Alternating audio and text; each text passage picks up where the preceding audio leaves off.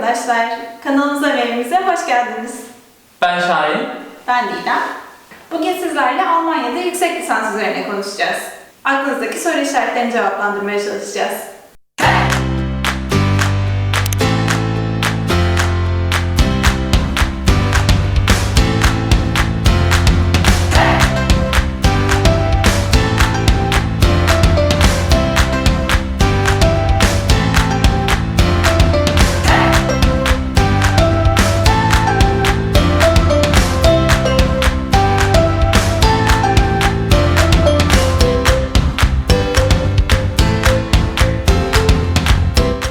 Almanya yüksek lisans önemli mi? Evet, çok önemli.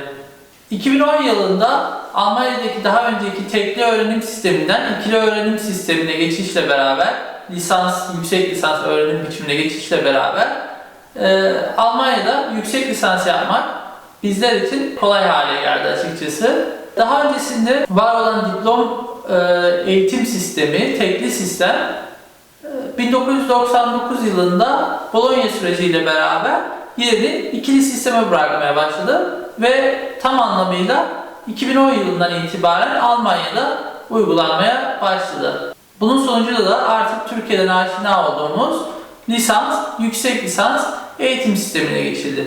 Fakat hala şirketler ya da işverenler bu diplom sisteminden, tekli eğitim sisteminden aşina oldukları eğitim seviyesini bekliyorlar. Bu da demek oluyor ki işe alımlarda yüksek lisansını yapmış adaylar tercih ediliyor.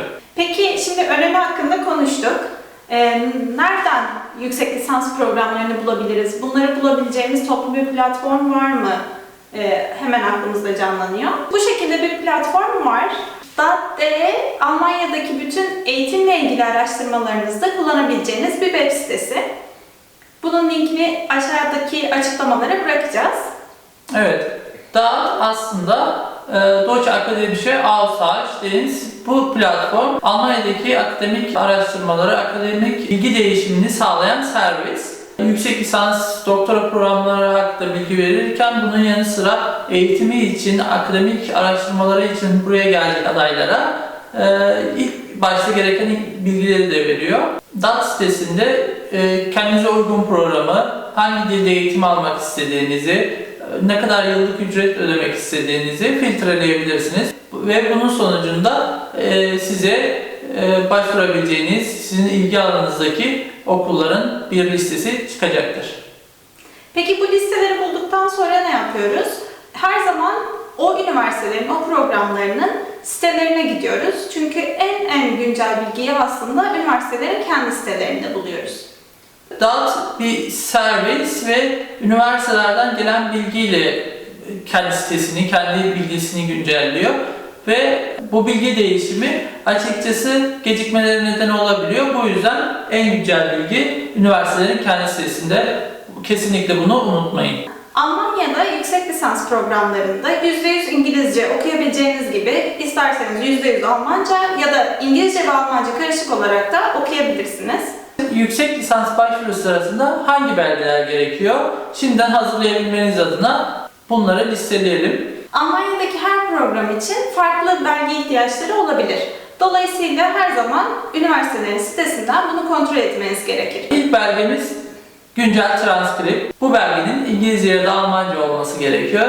Diğer belgelerin de olması gerektiği gibi. Transkriptinizde ayrıca üniversitenizin notlandırma sisteminde olması gerekmekte. Eğer üniversitenizin not sistemi transkripte yer almıyorsa bunu ekstra bir belge olarak üniversitenizden istemeniz gerekmekte. Diğer bir belge ise dil belgesi. Bu başvurduğunuz programa bağlı olarak değişim gösteriyor. Eğer İngilizce bir programa başvuruyorsanız İngilizce dil belgesi vermeniz gerekiyor. Burada İngilizce dil belgeleri arasında neler sayılabilir? Mesela IELTS ya da TOEFL sınavına girebilir ve bunun belgelerini kullanabilirsiniz. Ya da üniversitenin kendi dil sınavı olabilir ve bu dil sınavına girerek dil yeterliliğinizi kanıtlayabilirsiniz. Ya da lisansınızda İngilizce bölüm okuduysanız bunu belgeleyerek kullanabilirsiniz. Öğrenci işlerinden alacağınız öğrenim dilini gösteren belge ya da diploma ekinizdeki bölüm dili kısmı sizin bu yeterliliği sağlamanıza yardımcı olacaktır. Eğer Almanca bir bölüm okuyacaksanız Almanca dil seviyenizi gösterir bir belgeye ihtiyacınız olacak. Bunun için TESOL ya da DSA sınavlarına girebilirsiniz. Ya da daha önceden eğer Almanca bir bölüm okuduysanız ya da Alman okulunda okumuşsanız bunun kanıtını sunmanız yeterli olacaktır. Bunun dışında eğer daha önceden almış olduğunuz Sprachdiplom ya da Göçe sertifikası ya da hali hazırda gerekli seviyede bir sınav sonucunuz varsa bu yeterli olacaktır. Son yıllarda ortaya çıkan bir ekstra bir belge var. Ünasist Ön Değerlendirme Belgesi. Ünasist nedir? Öncelikle bundan bahsedelim.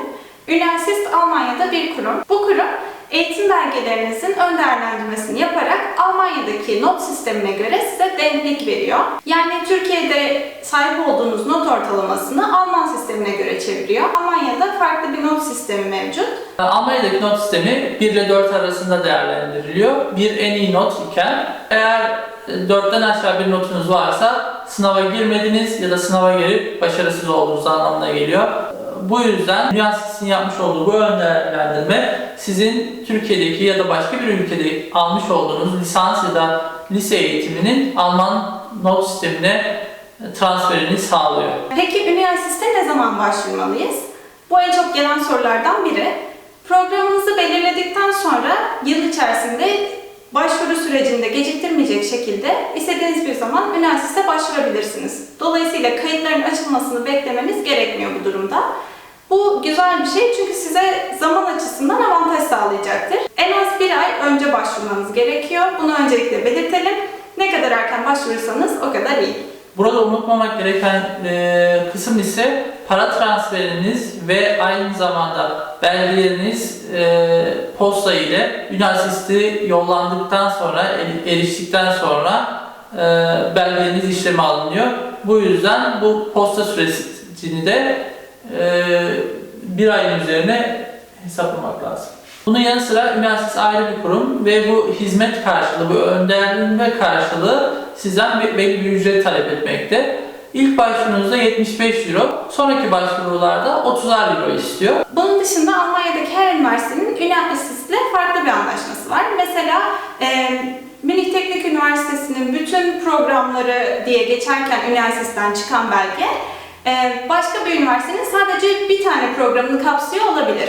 Dolayısıyla sizin aldığınız belgeyle her şeye başvurabileceksiniz diye bir şey yok. Ünasist'ten en son elinize geçen belgede Alman not sistemindeki not karşılığınızı bulabileceksiniz. Son olarak istenen belgelerden biri de eksiksiz özgeçmiş. Bunu neden istiyorlar bilmiyoruz. Aslında sizi daha yakından tanımak istiyorlar. Bu kronolojik olarak hiçbir zaman boşluğu kalmadan bütün detaylarıyla hayatınızın kısaca anlatılmış hali. Mesela eğitimle alakalı bir şey yapmıyor olsanız da eksiksiz özgeçmişte bunu belirtmeniz bekleniyor. Eğer o sırada mezun oldunuz mesela hemen işe başlamadınız ya da hemen bir başvuru yapmadınız, belki orada tatil yaptınız, o tatilinizi de yazabilirsiniz. Ya da herhangi bir dernekte çalıştınız, bunları yazabilirsiniz. Ya da iş başvuruları yaptınız, yüksek lisans başvuruları yaptınız. Bunlar konusunda sizden açık olmanızı bekliyor üniversite. Bunlar başvuru için gereken belgelerdi. Kayıt belgelerini ise şöyle sıralayabiliriz. Pasaport, biyometrik fotoğraf, diploma ve güncel transkript. Bunun yanı sıra sağlık sigortasını gösterir belge. Bunun için eğer 25 yaşının altındaysanız Türkiye'den AT11 belgesiyle Almanya'da sağlık sigortasından yararlanabilirsiniz. Bunun için AT11 belgesini Türkiye'den aldıktan sonra Almanya'da AOK kurumuna giderek bunu onaylatmanız ve Alman sağlık sigorta kartınızı almanız gerekmekte. Eğer AT11 belgesi alamayacak durumdaysanız Almanya'da herhangi bir sigorta şirketine giderek öğrenim için sigorta yaptırabilirsiniz. Aylık ücreti 90 ila 100 euro arasında değişen bu sigorta sizin öğrenim hayatı boyunca sizin bütün hastane, doktor hizmetlerinizi karşılayacaktır. Maalesef bu 90-100 euro büyük bir meblağ ama işin ucunda sağlık var. Bu yüzden ihmal etmemenizi öneririz. AT11'in geçerliliğini de kontrol etmeniz gerekmekte. Sadece acil durumlarda mı yoksa bütün durumlarda mı doktora gitmenize izin veriyor ya da sağlık kurumuna başvurmanıza izin veriyor? Bunu araştırmak gerekiyor açıkçası. Son yıllarda değişti bu biraz. O yüzden bizden size küçük bir tavsiye. Ayrıca şöyle bir bilgi de verebiliriz. Sağlık sigortanız olsa dahi yine de burada birçok şey için sağlık alanında ödeme yapmanız gerekiyor.